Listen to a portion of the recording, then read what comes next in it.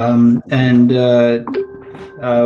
will have a dua prayer from Brother Asim, inshallah. So whenever you're ready, brother, I'll give it over to you. السلام عليكم. بسم الله. اللهم انفعنا بما علمتنا وعلمنا ما ينفعنا. اللهم إنا نسألك فهم النبيين وحفظ المرسلين المقربين. اللهم لا سهل إلا ما جعلته سهلا وأنت تجعل الحزن إذا شئت سهلا. I will now say the translation in English. O Allah, make useful for us what you have taught us, and teach us knowledge that will be useful to us. O Allah, we ask you for the understanding of the prophets and the memory of the messengers and those nearest to you. O Allah, nothing is easy except what you made easy. If you wish, you can make the difficult easy. Ameen. Ameen. Ameen. Jazakallah for that dua, brother, and we'll move on into Sister Fatima, if you want to take over from here and begin our meeting. Jazakumullah khairan. Just wanted to share that the importance of adding the intent behind our actions. It has been reported that more than 50% of our actions get completed if we add an intent. So today's learning agenda is actually about co-learning. So how do we learn from each other, and how do we utilize these principles that and the behavior enhancing techniques that we can incorporate in collaboration and in reciprocal relationships. So we want to add that intent of learning from each other, and inshallah that makes us open to listen to each other in an active learning process or active listening process.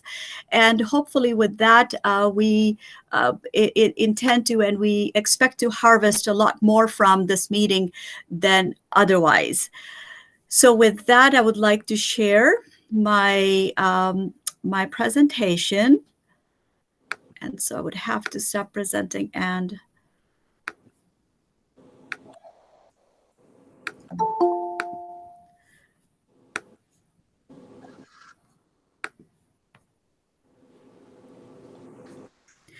so just a little about that. This project is equipping Muslims with PCORI-based action-oriented research tools, EMPART. I just want to reiterate that some of you who have joined us before, the next few minutes may be reiteration of what this project is about and how far we have come together. So bear with me for those who would feel that this is redundant information. But for those who are joining us for the first time, this project is funded by Patient-Centered Outcomes Research Institute, and this is a one-year project. So we are doing a monthly stakeholder meeting for all the community partners to be updated and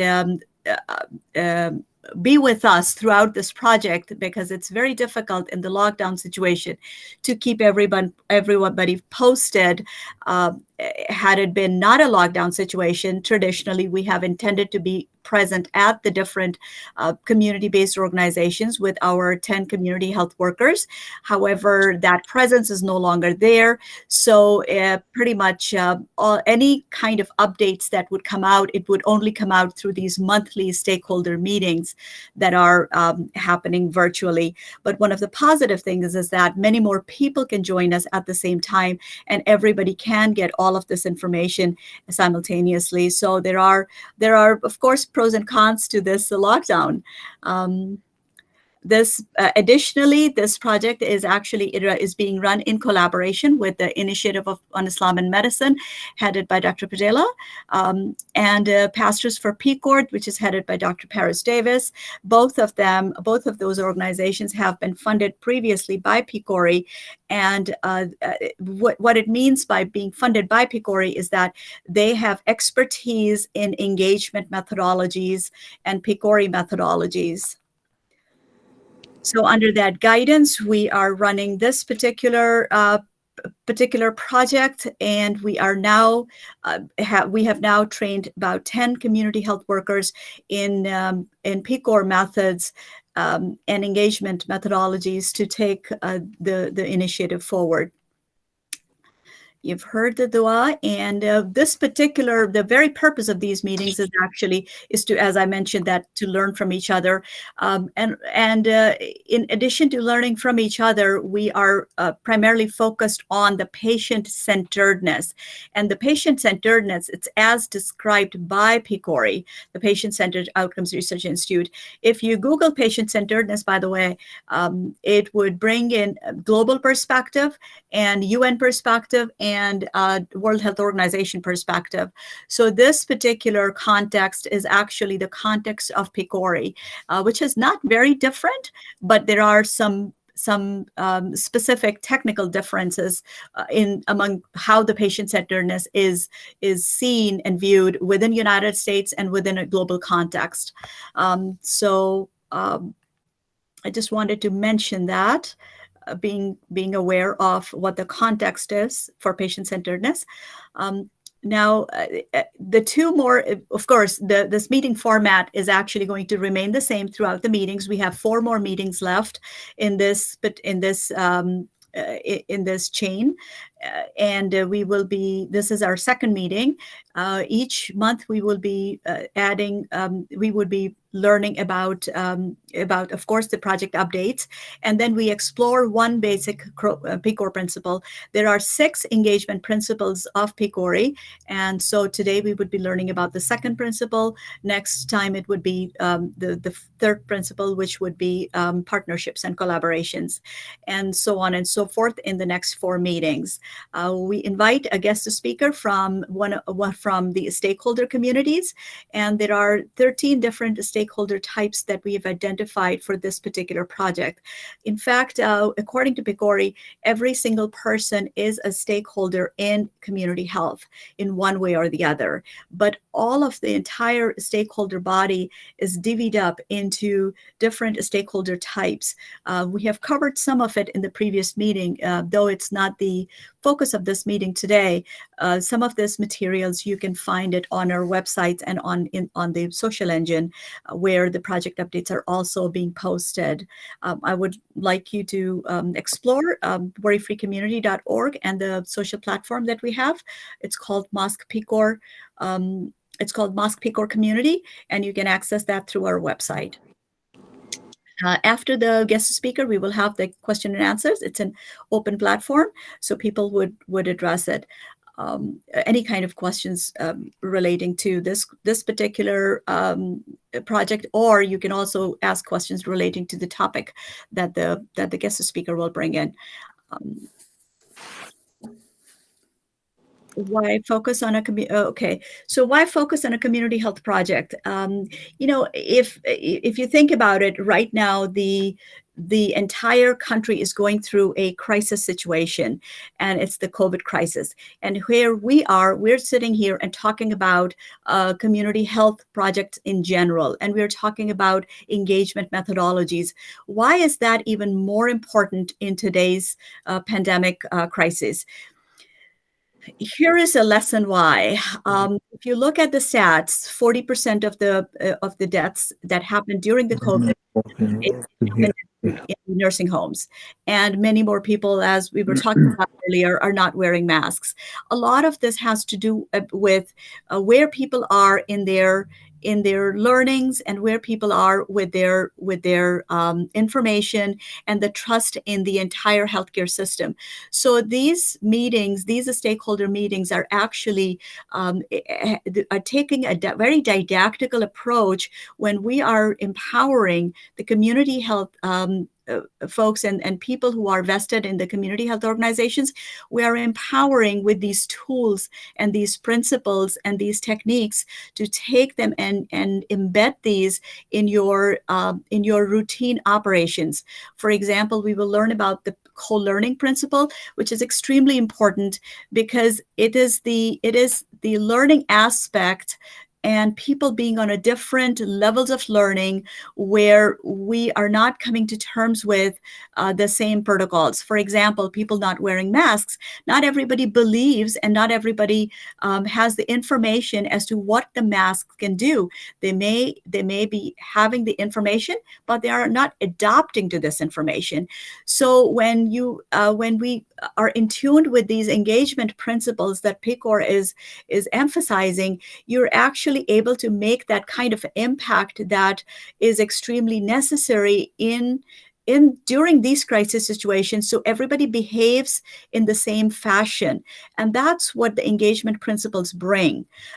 So these particular meetings are an effort for all of us to come to the same understanding with our healthcare system and to behave in a normalized way, so that our actions reciprocate each other's learnings, and it also brings a better understanding and better healthy behaviors to our communities. So that's the whole mindset behind these meetings. So I just want to focus that on these Healthy People 2030 goals from CDC, where we've talked and we have heard so much about from CDC in these past 6 to 8 months. And these particular goals, or this particular strategy, actually was set up. I would like to think, as I know of, it was announced about 2 years ago, almost. And now they're talking about the Healthy People 2030 moved away from 2020 goals. And they look at this level, they are looking at every single person, from individuals and families, as you look at it in the bottom, across the America, moving on to the community-based organizations, then moving on to the state and the national levels, and then the topic area work groups, and then the Secretary of Health and Human Services. So the entire country is part of this strategy. And the role of PCORI is to, especially with respect to the engagement grants, is to engage the individuals and families at these grassroots levels and the community-based organizations levels to the government, with the government sector. And this integration is extremely important in order to have that dissemination of information and dissemination of tools and techniques that are being set up from the leadership. So therefore, each one of us is an integral part of the Healthy People 2030 strategy, as well as whatever goes on at the level of the government, at the CDC, or at the PCORI level. We've talked about social determinants of health earlier. And once again, for those people who are seeing this graph for the first time, I just want to mention that the health care and access, quality access, is equally important than with the economic stability, which is equally important with the social and community context and neighborhood and built environment. And each one of these 5 social determinants of health have a percentage-wise contributions towards the well-being of the community. And if we move on to the next one, this is a graph that came from Robert Wood Johnson Foundation, and it talks about exactly what kind of the impact that each one of these categories have on the social determinants of or the health factors in the community. So if we look at the social and economic factors, that alone contributes to about 40% of the towards the health factors, or towards the health impact. So and the clinical care contributes to about 20% of this impact.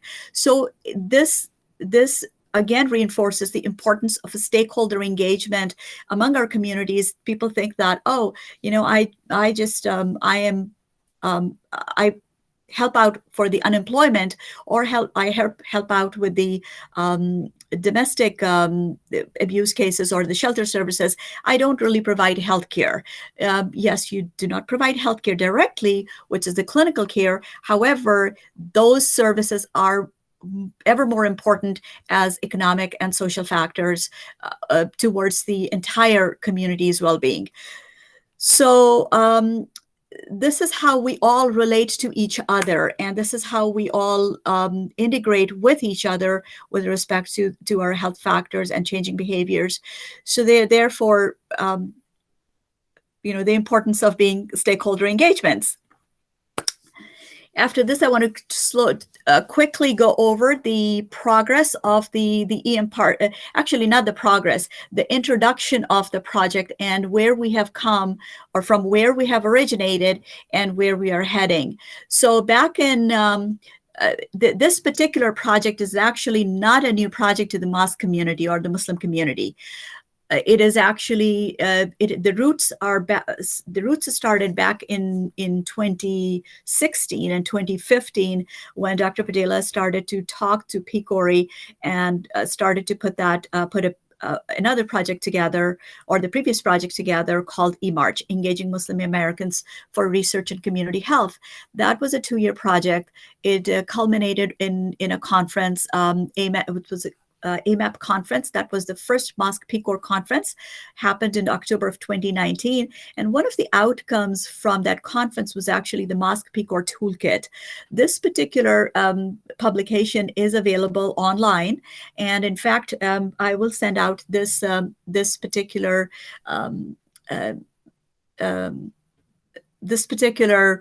PowerPoint or slide deck to everybody, and it would have the links available to all of you, as well as the recordings. So you can, if you can go on and further investigate in whatever aspects you like to learn more. And so this particular toolkit is a toolkit for not only for researchers, but it's also provide guidance in the mosque community as how to provide health programmings and how to align the mosque resources with the government, federal level and the state level healthcare resources, so that the information that's trickling down from the government and the healthcare resources comes to the mosque community, as well as the mosque community provides feedback and input to these government sources as a co-learning process. So this entire collaboration is really an equal decision-making, equal communication exchange among all the parties. And that's the key in PCORI projects. And once we adopt this kind of behavior or this kind of attitude in all of our projects, things become very easy to move on and to collaborate with one another. And it is much easier to get to the grassroots level where we're all trying to make that impact. In fact, the people who are actually getting the impact from at the grassroots level are not even at these meetings. They probably don't even know about us. They don't even know that these things are happening, but they are the ones who are being benefited. And that is the reason why all of the nonprofit work exists, to impact that very person who is in need, and we become the voice of the community. So from the Mosque PCOR Toolkit, PCORI actually was interested in funding us again to take that Mosque PCOR Toolkit forward. In fact, that's how PCOR works. They fund the outputs, and from those outputs, they fund other projects to keep the engagements together, to keep the previous collaborations together, and to bank on and leverage those existing relationships moving forward. So it is important for as many of all of us to engage together, so that as a community we advance, and as a community we create that impact for the betterment.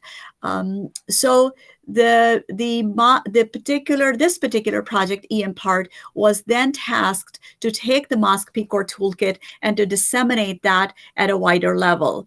And in fact, also get together a strategy where we can all all learn from the Mosque PCOR toolkit and move forward with this with a larger body of engaged audience, and it would benefit everybody.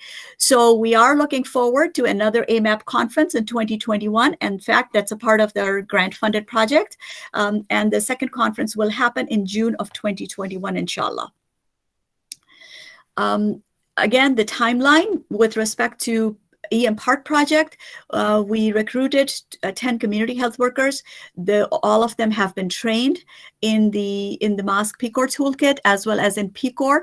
And additionally, we have trained them on the project management methodologies to collaborate with many different community-based organizations so that the impact is multiplied. The training happened in October of 2020. In this year, and in November, we have been connecting with the mosque communities, and in December through February, the team will be providing the outreach. It's called VirtReach, virtual outreach online. And then we are looking forward. The next step is actually having a town hall meetings in collaboration with mosque communities. And in June, we are looking forward to the Mosque PCOR conference. So at the town hall, we are looking forward to have the policymakers, the newly elected officials, the representatives, the representatives and the congressmen of those area communities, where we can provide the feedback from our virtual outreach that this is the need of our communities, and these needs can then be moved forward, and then we can see some kind of direct impact coming back from the government levels to these communities, inshallah. PCORI methodology, I would highly encourage, again, that whenever we see a word methodology or hear methodology, which means that it has some kind of standards associated with it. This PCOR methodology actually has 65 standards in it. And within these standards, we're only primarily focusing on the patient-centeredness. There are 4 standards with patient-centeredness, and once again, since we're not going to have the time to read, understand or teach on these standards. They are there. We would like to have discussions about these, and I would like to get pretty much all the audience getting in tune with these methodologies so that we all can be on the same page. But these are the standards we have implemented in our work and whatever work we do from moving forward. The engagement principles are separate than the standards, and there are 6 engagement principles. In fact, the last one, transparency, honesty, and trust, actually embodies 3 different ones together. So you would probably see the 4 bullet points, but there are primarily 6 engagement standards. So we are working with a co-learning today, and we are talking about how this goal is not to turn patients or other stakeholder partners into researchers, but to help them understand the research process. Likewise, the research team will learn about patient-centeredness and patient and other stakeholder engagement, and will incorporate patient and stakeholder partners into the research process. So it is an equal learning process on both ends. We are funded for engagement, not for research.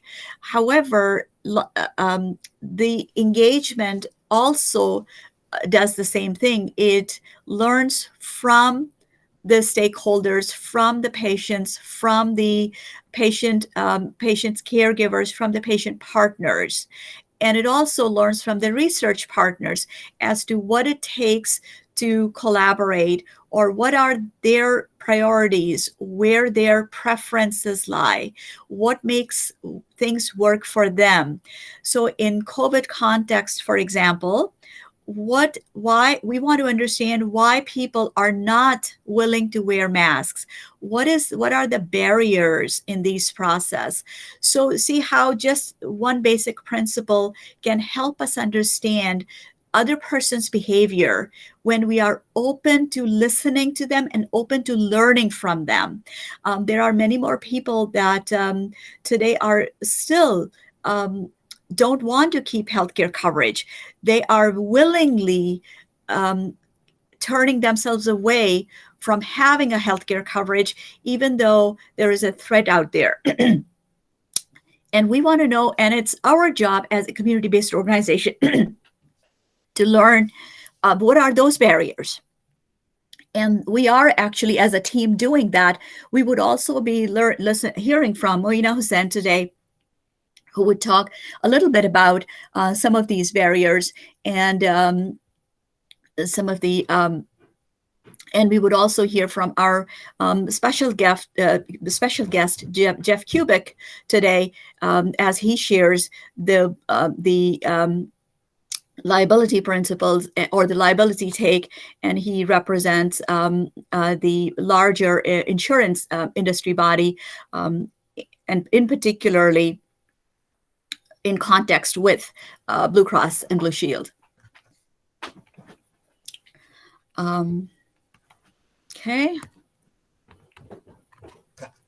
Okay. Without further delays, I would like to now ask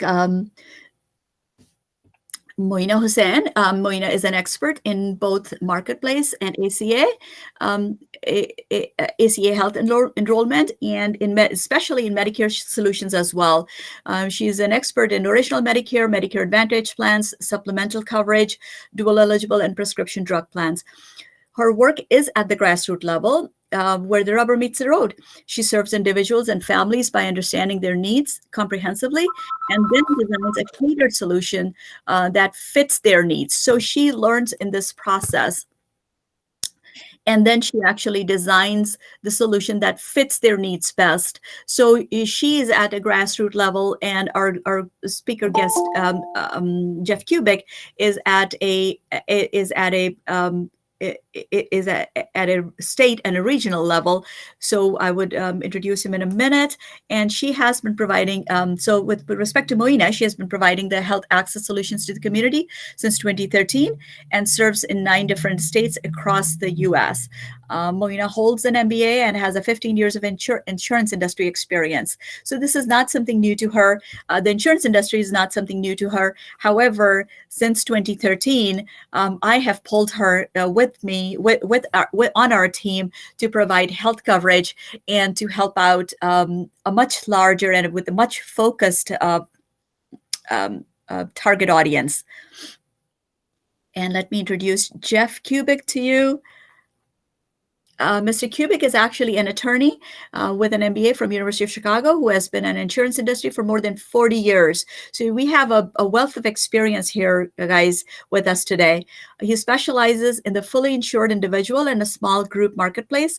He is currently the president of EBRM, the largest general agency for Blue Cross and Blue Shield of Illinois.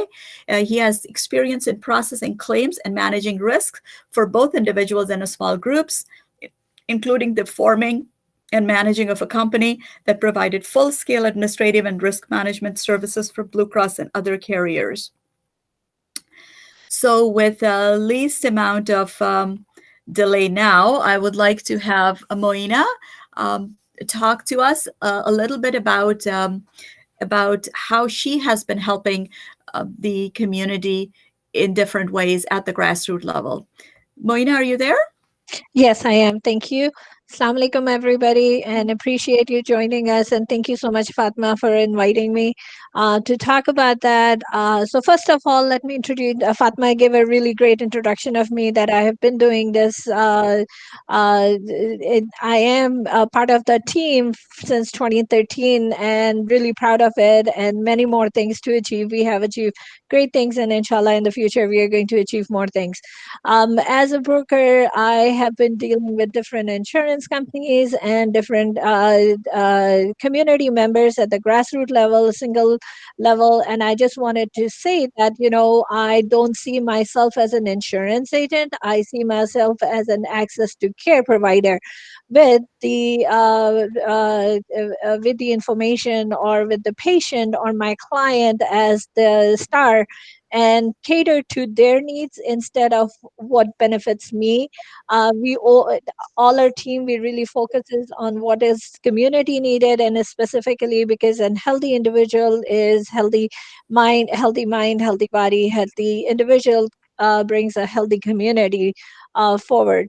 In my past year experience, especially with the Muslim community is underserved and underinsured because so many barriers in our community: language barrier, religious barrier, fear of unknown. They don't know what options are available, what can be done.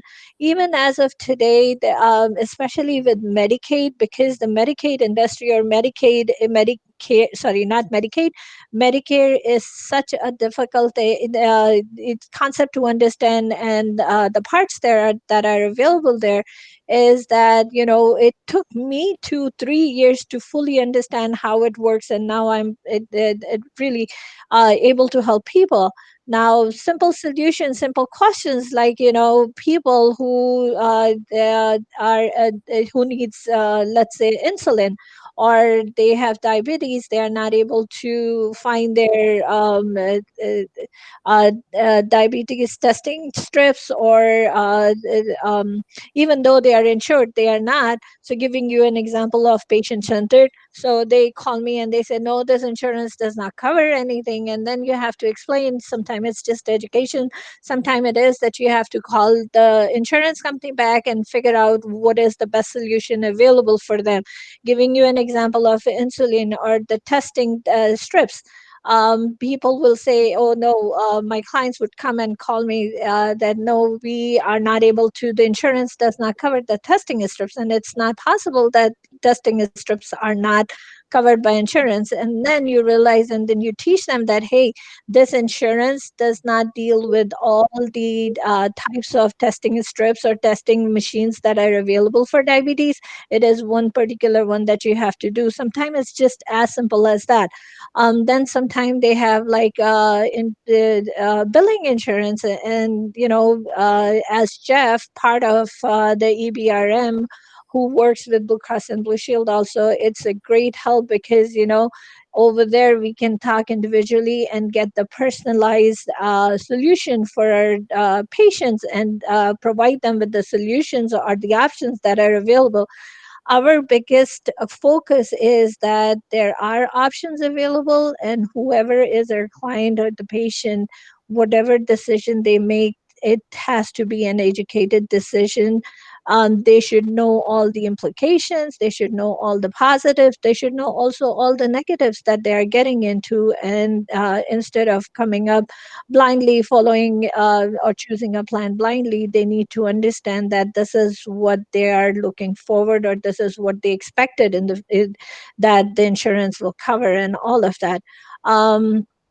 Also, we do help our community with all kind of access to care, regardless Medicare, Medicaid, insurance companies. Sometimes people come in, they didn't even know that they are eligible for Medicaid, and then you tell them, yes, you are eligible for Medicaid, why don't you go ahead and apply for that? And we do help them apply for Medicaid also.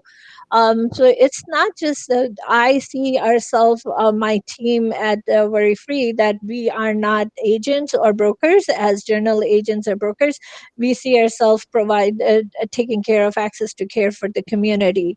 Other than that, and I'm really, thank you so much for giving me the opportunity now. Without taking any, I know it's Sunday afternoon, without taking more time, I'm going to ask Jeff to go ahead and talk about what patient-centered and how his agency works. Thank you. Hello. Thank you, Marina. Thank you, Marina. Great job. I too am very grateful for you guys inviting me. This is an important topic and something I've been doing for about 40 years. Real briefly, they read that nice introduction. My expertise has been based on my experiences in the individual and small group marketplace. So many years ago, before they had startups, we founded a company when they didn't call them startups, and then administering for Blue Cross and other carriers all their individual products, all their small group products, things that ultimately turn into what is ACCA today.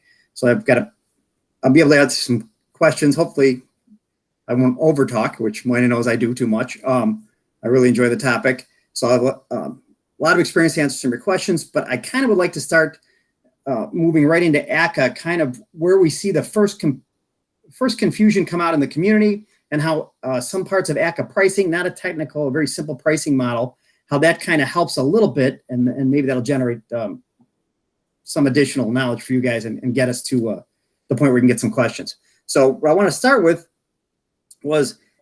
Jeff, ACCA means Affordable Care Act, right? Oh, yes, I'm sorry, correct. Feel free to interrupt. I talk fast, I mumble, and if you don't understand, you have to... I just, at this point, I didn't want anybody to get... Okay, so that's the Affordable Care Act. So, so traditionally in this country, people got their healthcare from their employer. So I'm going to use the example of AT&T. So AT&T, they're what's considered a self-insured provider. What does that mean? Is it's actually much simpler. They don't actually have any risk in the game. What they do is you work for them and they provide you X amount of plan options, right? And if you have Blue Cross while you're with AT&T, you really don't have Blue Cross per se. AT&T is renting the claim experts and the systems in order to pay claims. But as far as the claims, they're all paid by AT&T, and it's kind of a benefit you get because you work at AT&T.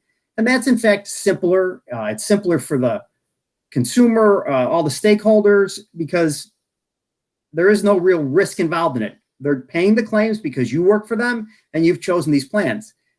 Now, what happens is people leave the workforce for various reasons. Obviously, we could talk about what's going on right now. Many people leaving the workforce through the pandemic, and they'll leave and they'll come back in. Well, when they leave, they still have a need for healthcare, right?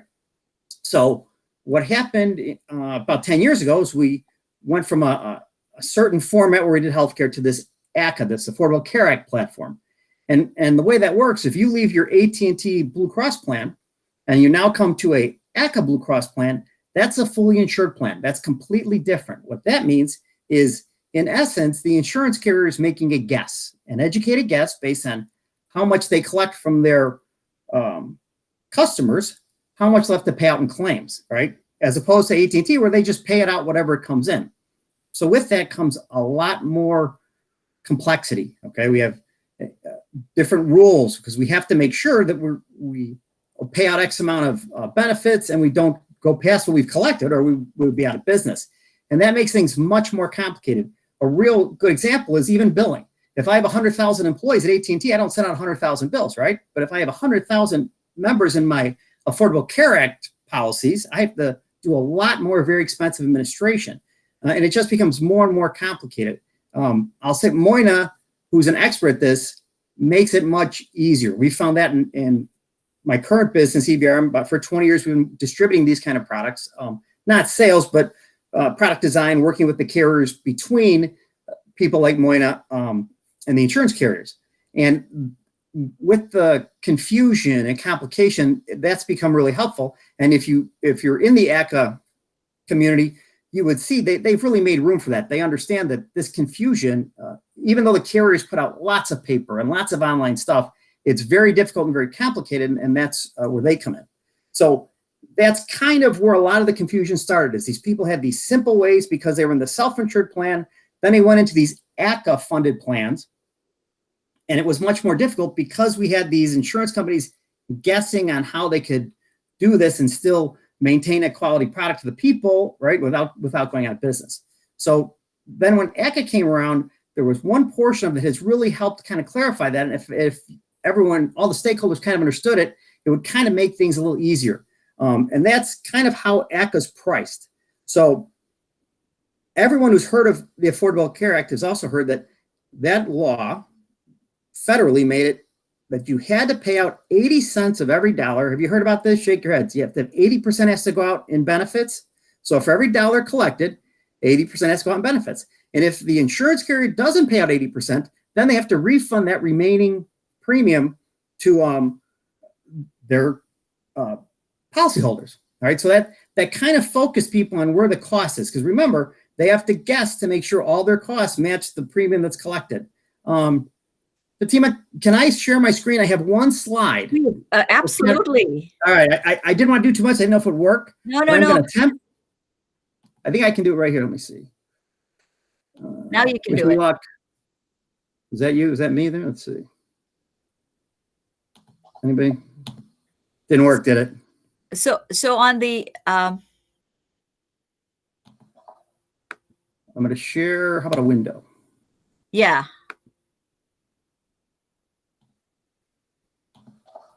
All right, can you guys see? Oh, it's about to happen. Yes. Now I get it to come up. I didn't waste a lot of your time. I'm very happy. I am not an expert on this kind of stuff. So I just wanted you to be able to, can you see this? All I want you to look at is this one slide. So this is can everybody see the slide? Somebody say yes. You have to select the screen, Jeff. We couldn't see it? We can't see your screen right now. All right, well, then I'm going to quit wasting everybody's time, and I'll just tell you what this wonderful slide I had presented for you looks like, okay? It's a pie chart, and 80% of it is blue, okay, because that's what the amount of the benefits that have to be paid out by. Then there's this other slice that's 20%. And what's really in there in the Affordable Care Act portion is premium tax. Every state needs tax, so they tax the premium. In fact, when you go on the exchange, if you ever heard of that, they collect 3.5% of premium. So that's gone to that 20%. There's all kinds of administrative costs. We talk about billing as opposed to AT&T. We have to send out 100,000 bills, right? So we've got that. We have to do distribution type of costs. But there's certain things we can't get rid of. We're going to have to do our admin costs. We have to pay our premium taxes, and there really has to be a profit. Why is that? So Blue Cross of Illinois, who near and dear to my heart, that's a truly a nonprofit organization. They're member based. I have a bunch of stories if we have the time. They still have to have some money left over in case. Remember, I said they have to have this educated guess. If they're wrong, we still have to have money somewhere to make sure we're able to pay everybody's claims and pay all our costs. So the reason why this is important for all the stakeholders to understand is that 20% is pretty much, it's tough to work on that 20%. But let's assume we could. Let's assume we could cut 10% out of that slice of pie that I wish I could show you that shows premium tax and administrative costs and profit and distribution costs. Let's say we could cut 20% out of that, 10% out of that, we would save 2% of premium, okay? However, on this 80% section of the pie, if we cut 10% out of that, that will cut 8% of the premium. It's 4 times. So whenever we get in these discussions with people on health insurance, and that's where the wheel hits the road. And that's a great way to explain it to people that, hey, the majority, and now that's set in stone because of the law, the majority is benefits. So that's where people want to focus their time. And that's kind of where you'll see your rough patches, because we're trying to take care of more people and maintain costs. So that is really where the wheel hits the road as far as ACA. And I try to do that in contrast to fully insured AT&T. They're just paying claims. It's part of your benefit is being employed there, and they in fact pay the claims. They're not on the risk. They are renting Blue Cross Blue Shield's professional claim payers and systems. Okay, so that's kind of how I wanted to give you guys a background of where the confusion comes in and how ACA can kind of solve that confusion. Now, since I still have time, so now we're going to talk about that 80% a little bit. So in the States, over the last several years, the population is aging. Does anyone know what happens when the population ages? What do those people do? They incur more healthcare benefits, okay? Medical services are getting actually better, but it turns out better medical services cost more. Good example, 5-6 years ago, remember they came out with a medication that cures hepatitis C, a medication. That's almost miraculous. I would have bet against that if I was a betting person, right? So, but that's a very, very expensive medication, but it prevents liver transplants. I mean, it does a wonderful thing, but we have to kind of weigh that against the fact that 80%, we're trying to make things affordable. So those kind of things are pushing it in the other direction. So it's a very difficult thing to try to get what we think is a fair product at a low price. It's really almost impossible. A couple other things, because remember I told you I was there for the transition from what we call traditional small group and individual health insurance to Affordable Care Act health insurance. Another layer of thing, which thank goodness for Moina and Aruj, they're experts at this and they can help people get through it, is the federal government said, Blue Cross, United, anyone who's in the business, you have to manufacture a product like this, okay? And they all have to have the same medical loss ratio. And if you've been in the arena of Affordable Care Act, they call them gold, silver, bronze. What they really are they're the actuarial equivalent. So a gold product from United Healthcare actually is actually equivalent to a gold product from a Blue Cross, right? But that really doesn't help us because obviously Blue Cross has different network, different, right? They do things differently. Here's an example. Blue Cross has a very good relationship, since they are not profit, with providers in the hospital community. So with most carriers, when you buy a insurance product, there's a thing called a RAP problem: radiologist, anesthesiologist, and pathologist. When you go to have your surgery, you don't stop on the way to the operating room and say, anesthesiologist, are you in my network, right? No one does that. So what happens is with many carriers, they may or may not be in the network. And you're very upset as a consumer because my hospital's in the network. Why isn't that? Well, we don't have that problem with Blue Cross because in their PPO network, almost everybody's in it because of that community. So that's where you need more expertise than any individual can get when you're deciding what to buy. Another example is recently in the last year or two, you have new entrants in the marketplace. And lo and behold, they have some wonderful rates. Okay, so if you are a consumer, you say, hey, these rates are good, right? But then if you talk to your insurance, you say that is true. But remember, Aruj talked about insulin, or I'm sorry, Moina. But network is critical importance, right? If you don't have the providers you want in there, then that there's no really value into it. And again, we're working on that 80%. What I'm hoping everyone understands is that's really where the wheel hits the road. When you're looking at what we're going to do about this and how we're going to help people with it, the big cost is benefits. And ACA did a great job of saying, community, this is the most important cost, and we are going to make sure that those insurance carriers do as much as possible to make sure when they collect $1 of premium, that 80 cents goes to those kind of benefits. So that's where the real help could take place. Okay. Do I have time to keep boring you with my stories of health insurance? All right. Another thing when they put this layer on called ACA, so traditionally insurance has been a state regulated product. What does that mean? We all have a state insurance department. And in fact, regionally, and PCORI shows this, states are different. States are different. So kind of an old example, if you were in Virginia, you had a lot of coal miner diseases, right? So your individual healthcare market, those markets were geared to handle many of those things. Well, we really don't have a lot of long-term coal mining diseases here in Illinois. Back before ACA in Illinois, one thing we did have was we had a mandated benefit for infertility treatment. Family is incredibly important. The state of Illinois thought that was incredibly important. And we mandated if you bought a health insurance policy in Illinois, that policy had to cover infertility treatments. Great. Okay. With infertility treatments come some other things, right? We have multiple births. With multiple births, we have more premature births. One of the most expensive things in healthcare. So another difficulty when we went into this larger environment is since the federal government said, remember, these are the products you have to design. You have to manufacture these products. All the carriers are trying to deal with that because we can't just have a coal miner product in Illinois and an infertility product. We have to have something that kind of matches all of that together. And again, it's all goes back to those benefits. So there are pluses and minuses to it. Obviously, guaranteed issue is a plus. But we lost some of our regional abilities, and we're trying to figure out ways to get them back. I'm going to digress for a minute.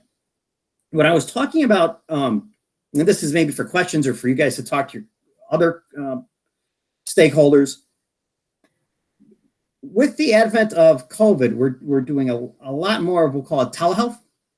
It's been just a tremendous uptake.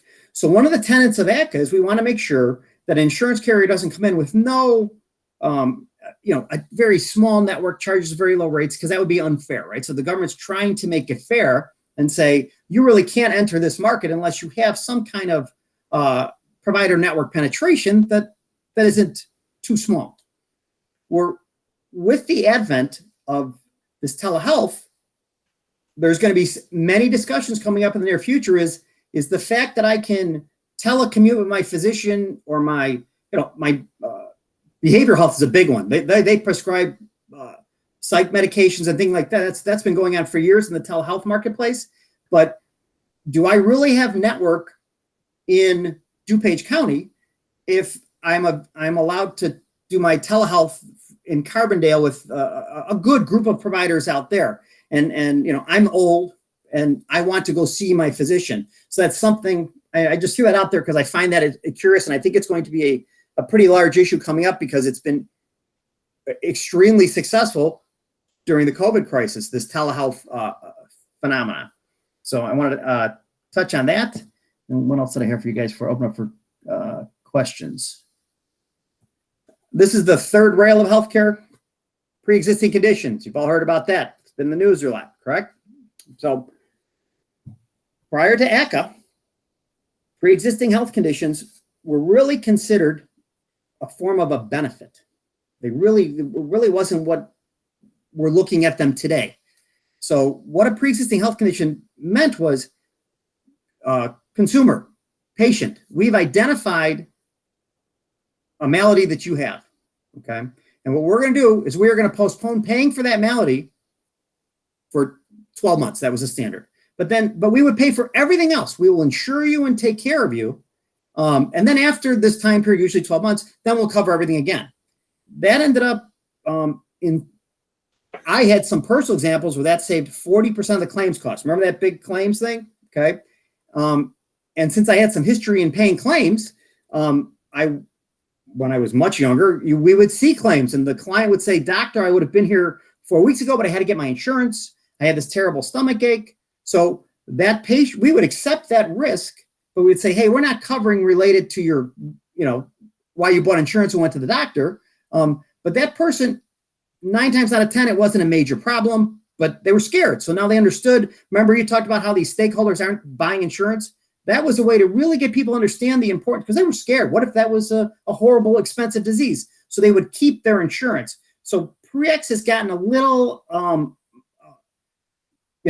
there is if you were going to buy auto or homeowners insurance and the homeowner policy was saying, hey, when your house catches on fire, call us, we'll insure you, right? That's probably not someplace we would go.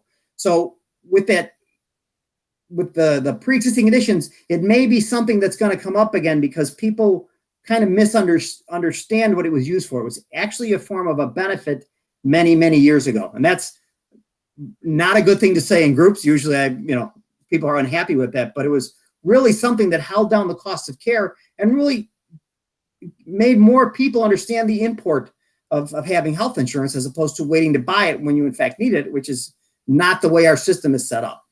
So I think have I thrown out enough to make people ask me questions? Yeah, so it's about time for questions. So if I can start with the very thing what you just said. So you're saying that having the pre-existing conditions clause that was before ECA was actually a plus because people kept health, because it made people keep their healthcare coverage throughout the period of time even when they were healthy. Correct. But more importantly, I saw the implementation of using that clause on a book of business, a large book of business, actually reduce the cost of claims, but increase the amount of business and premium, right? So it's a thing that I think has been misunderstood. Okay, so what about, let's flip the side to the patient, patient care, because my interest is that patient who's suffering, right? Right. So let me ask you this, that particular patient who now has a pre-existing condition, but has had this insurance, but you're saying that this insurance would not tell them to avoid this? I'll tell you a secret. I'm also an attorney. Don't tell people that. So back in the day when I sat on what's called the claim committee, we never.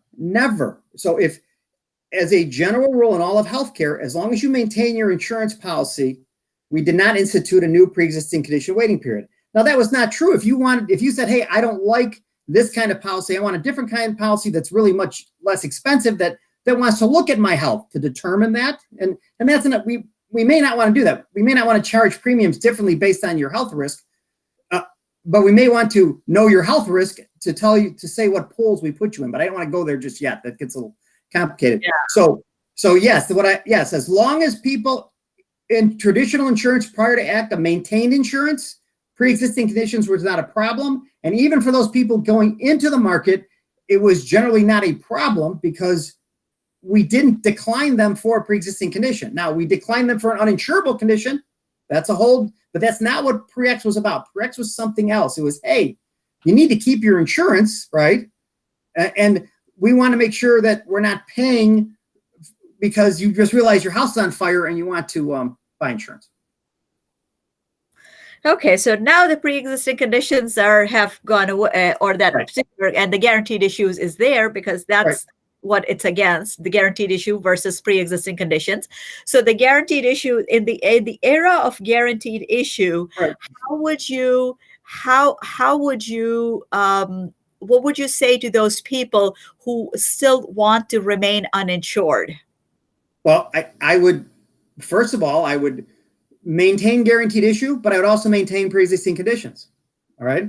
Interesting. So that is fine. You may maintain your uninsured. So right now what we're doing in this Affordable Care Act is we're saying we have a certain period of time when you can just come and enroll for insurance. And that's kind of a way to force people into saying, hey, I better get it now because if I wait, I'm not gonna be able to get it, right? And that was really the part of the impetus of pre-existing conditions was say, so we could still do guaranteed issue, but we should still look at the risk and say, you know what? Sure, you can come on and we'll cover everything else, but not that thing, right? Because then that person won't wait. They will make the decision. You know, we're not talking about affordability. That's different, right? These are people who I'm not going to buy health insurance, even though I can afford it until I am sick. That's why I want guaranteed issue. So we can, I'm not against guaranteed issue. I'm against not classifying people by their risk. And again, it's much more complicated than I'm making it, but I've been doing it for a long time, so I kind of. So we had the individual mandate in ECHA that we right. recently got rid of. And that individual mandate made sure that exactly what you are saying, it actually took care of it. So people did not have if they didn't have a choice not to buy healthcare coverage. They must have to have a healthcare coverage or else they would pay penalty. So, and these penalties were actually increasing as the years passed by for up to 3 years, I believe. But again, that to some extent, the individual mandate took care of the threat that is now there now. Part of only being able to sign up once a year, the individual mandate, those were all combined to try to fix the issue that, in my opinion, the industry had fixed prior to ACA with pre-existing conditions and selecting of risk. But that's, but absolutely, that's why they did those things. They said, you know what, we're concerned that what we're doing is going to be unaffordable. And it turns out and I don't know that we can never make things affordable. Insurance is an expensive item. But yes, you are absolutely correct. That would help to have that back in there, and that's one of the reasons they put it in because, it's a yeah. We don't want people to wait till they're sick. Yeah, we probably did not understand the individual mandate to the extent where we should have, and should have promoted to leave it in there because this way now we're actually not benefiting or we're actually harming the insurance industry on that end. Yes. Because essentially, okay, interesting. I need to shut up because this topic is very dear to me as well. So that's great. You're absolutely right. I'm glad you added that. That's absolutely right.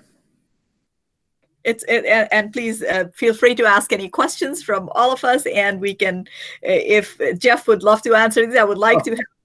I would like to pick up Jeff's brain. In fact, today.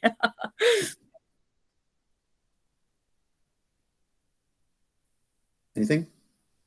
Any other questions, guys? You can also put it in the chat. I'm looking at the chat.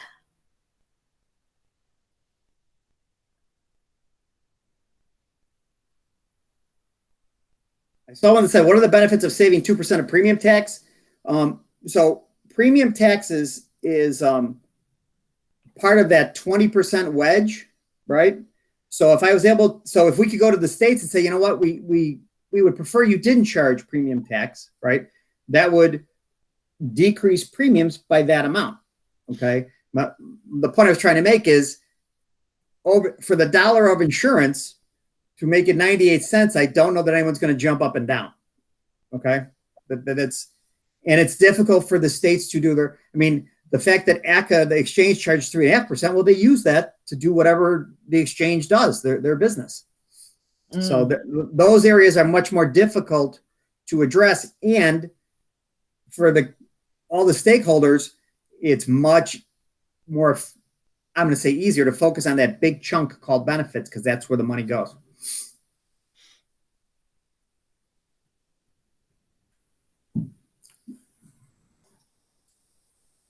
But I'm all for getting rid of the premium tax. So how would you fund the marketplace operations then?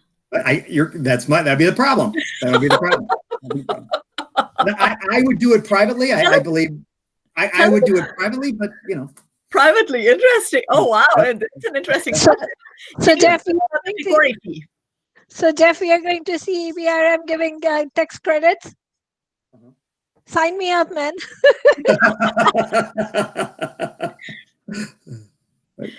Jeff, can you tell us about the PCORI fee? So my real experience with the PCORI fee is one of the businesses I'm associated with.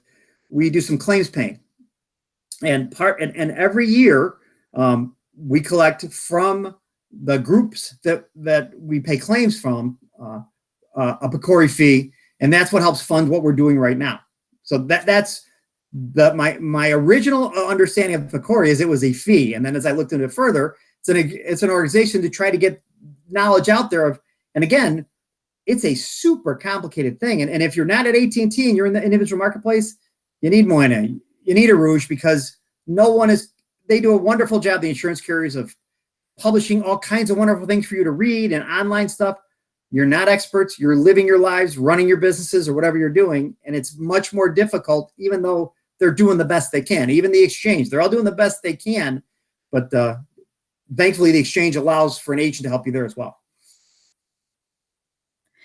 And PCORI is one of the biggest interests that PCORI has. It funds the CER studies, the comparative effectiveness research, and what they bring into the CER is really very basic, simple concept, which is what is really working for the patient and their caregivers versus what is not working for them. And it could be at a clinical level, it could be at the clinical treatment level, vaccine level, it could be a procedure, it could be a code, a clinical code, it could be a behavioral modification, a mental health issue, it could be as simple as what would it help, for example, in the insurance companies, what would it actually help one person get a particular type of plan versus why would it not work for the others. So PCORI funds everything from on their spectrum of studies.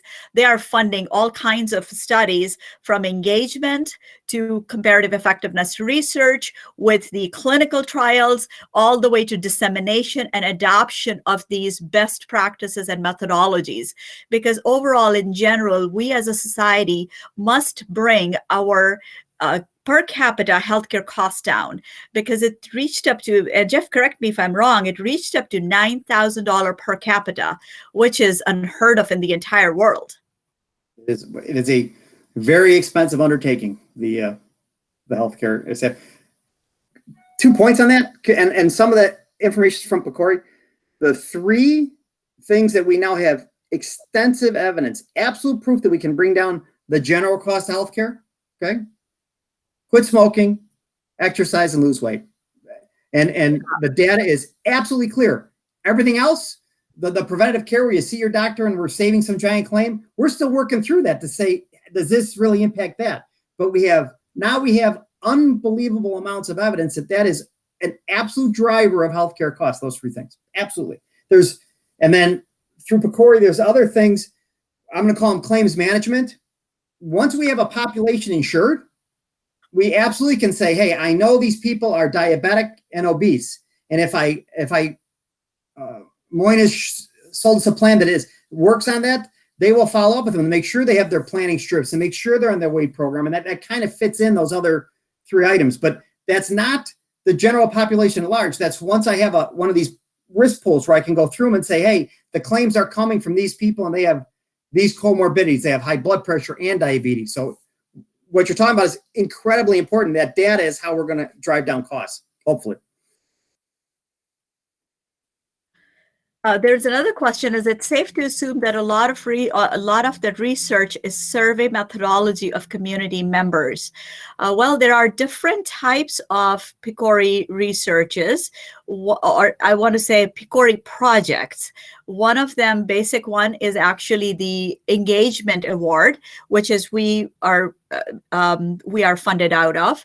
The other one is clinical effectiveness research awards, which a lot of the clinical trials are funded for, and those clinical trials could be for many different chronic conditions or even acute conditions.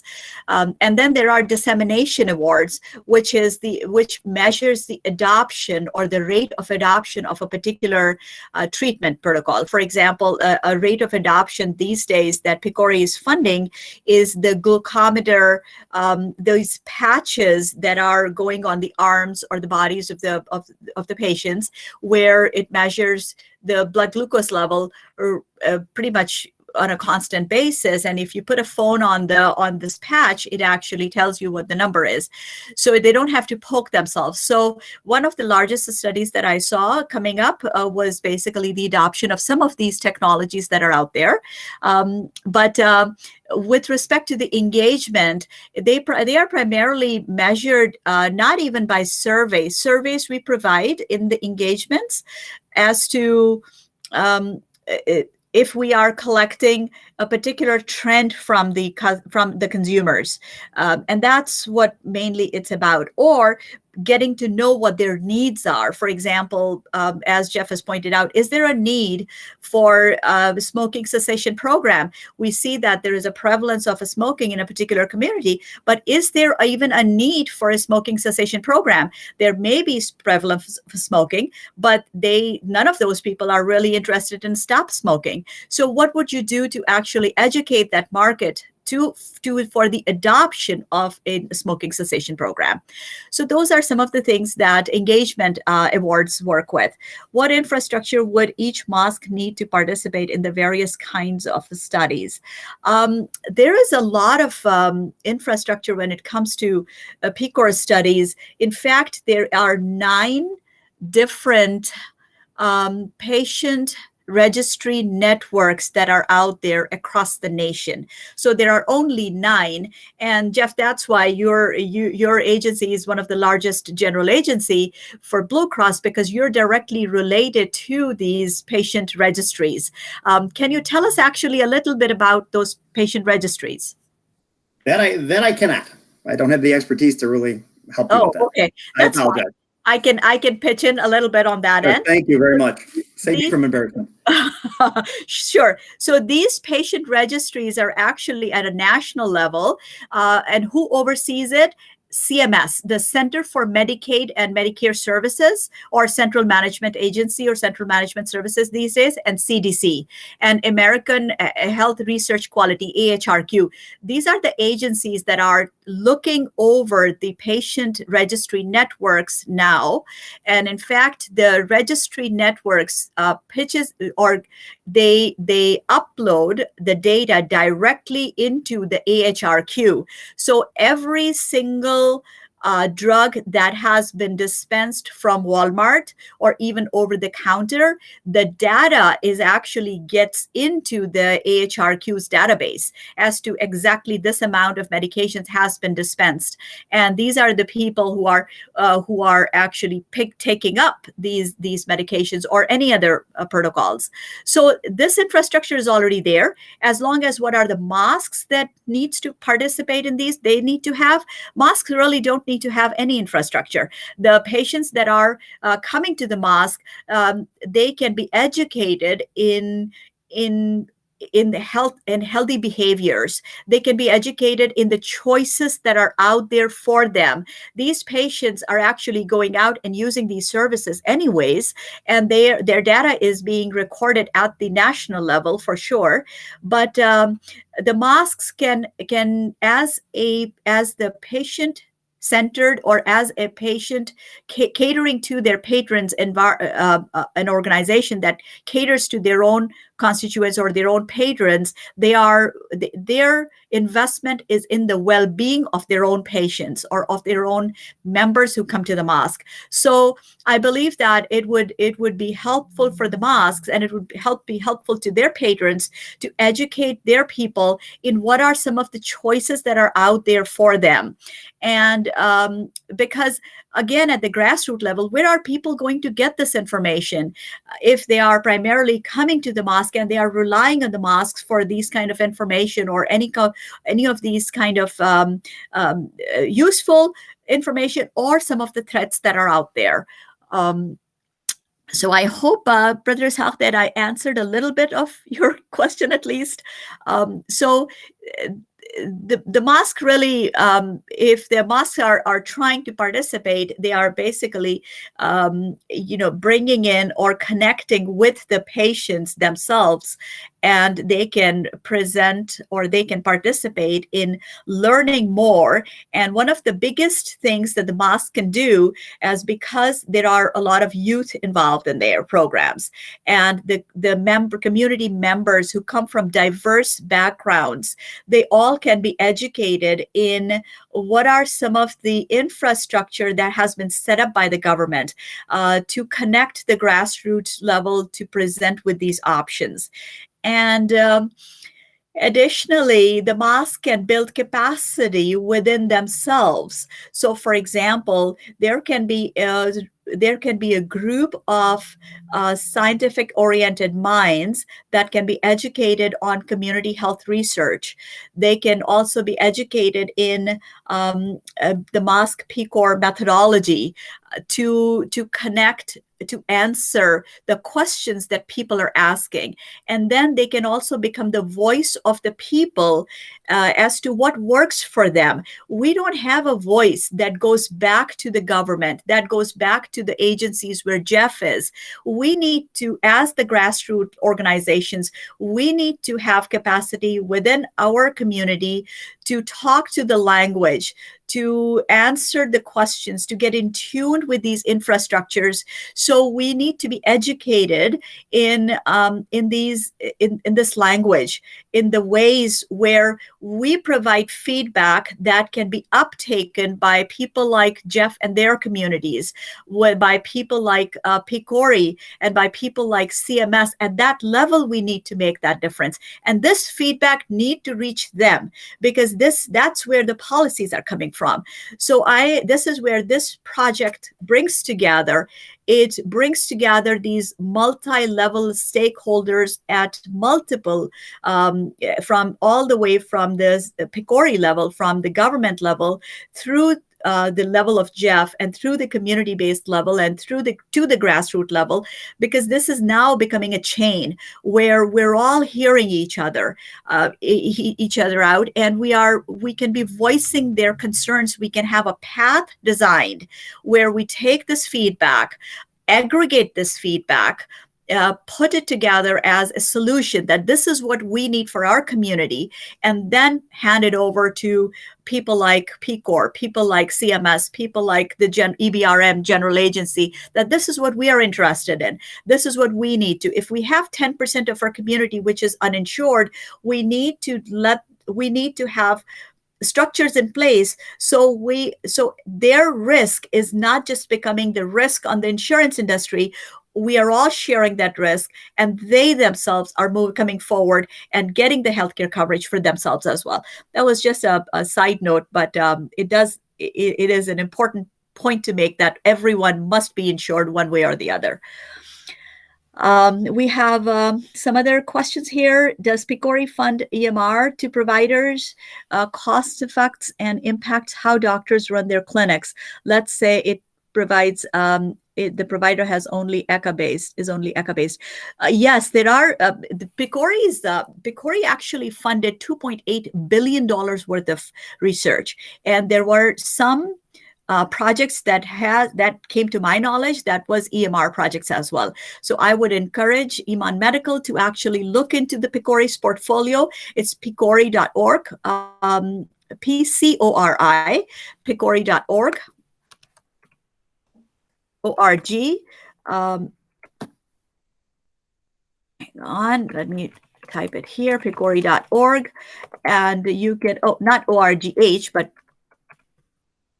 ORG, PCORI.org. And look in their portfolios and see what is being funded. And you can actually make a connection with those people directly through PCORI's website and through the PCOR ambassador. Pretty much all of our community health workers they're more like community health research workers, because they're also learning the research methodologies as well as to how, and research methodologies are not only the data gathering, they're also to identify biases. What are some of the biases in our data collection process? Are we more biased towards one idea versus the other? And recognizing these biases is a very important piece of conducting any kind of community health project. We do community health projects, but we do it without an environmental scan or without a needs determination for the community. And we think that, we are making an impact, but where is the measure of an impact? And those are some of the things that the community health research workers are learning today, or have learned already, and they are looking to benefit the community through that. Can you elaborate on the breakdown of what constitutes the 80% of the benefit? What can be done to bring the cost down? Jeff, this is a question for you. Oh, good.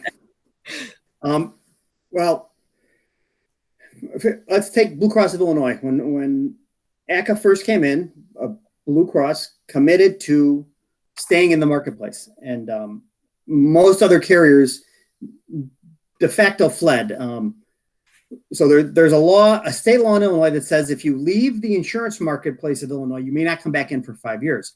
So many of the other large carriers were still here, but they were in a very small geographic area, a county downstate with very few providers. Well, Blue Cross stayed statewide, and they had their large PPO network, and they lost billions of dollars. I don't know if they disclose this kind of stuff, but they had heavy losses, but they are community-based. They say stay in. So the first thing they did was really start squeezing their network. So even though they have a PPO now, they have a smaller PPO where they're able to get different stakeholders, providers, to get to a place where the product could be somewhat affordable and also the price enough for, remember, they can stay within that 80%. So what I have seen in my experience is mostly what they're looking at is network stuff. And that's why I brought up that telehealth thing. There's something there that we're going to be seeing a lot of, because if I can still get the expertise, everyone has to make a living. So the providers are either going to have to do, my opinion, you can only squeeze them so much, but if you can make it more efficient so the provider can do more tasks, right, then they'll still be able to get the income they need for whatever. And maybe some of these things like telehealth, where people are now, you couldn't give that stuff away. We've had telehealth for a long time. Now there's full buy-in, and maybe that's a way to, again, do something to that 80% where everyone can still make it a living and everyone get good care, if that helps.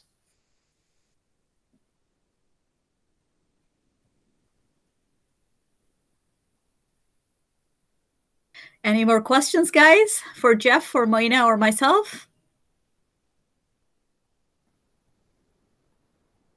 I just want to point out that our next meeting is going to be held on January 17th. And that would be, again, that's a Sunday from 2 p.m. to 3:30 p.m. And you would hear more from us about the community health outreach there at that time, because it would have been more. We have done about a month's worth of outreach by then, inshallah. So if we have any further questions, go ahead and ask. Otherwise, I would like to give you your 5 minutes back. Thank you very much. That was really wonderful that you invited me. I really appreciate it. Thank you very much, Jeff, for all that insight. Looking forward to having you.